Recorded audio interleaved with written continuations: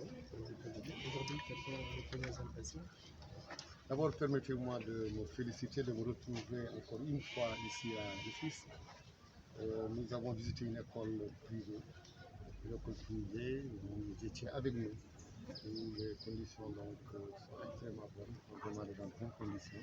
Là également, nous sommes dans une école publique et tout ça se passe très bien. Au niveau des mesures barrières, la présence des surveillants, la présence des élèves malgré la pluie.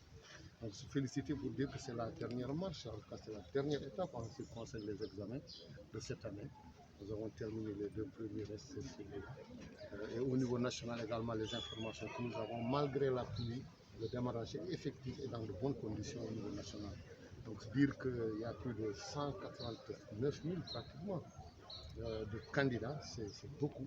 C'est beaucoup, très compliqué, plus de 1200 et quelques jurys, 1100. Donc c'est pas facile à organiser. Mais comme nous avions également terminé le CFO, il y avait encore beaucoup plus de candidats.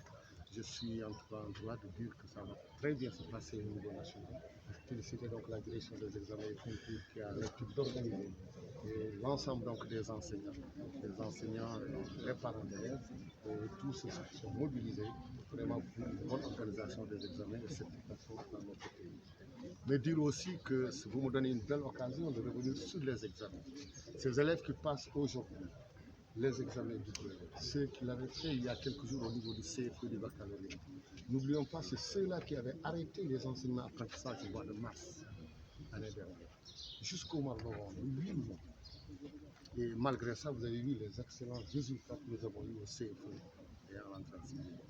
C'est dire que tout simplement cette pédagogie de la réussite, cette dynamique de réussite est enclenchée.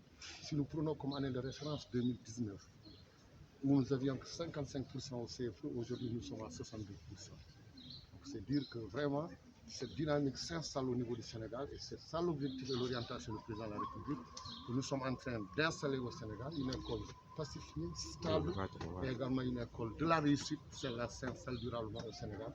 Remercier donc les enseignants.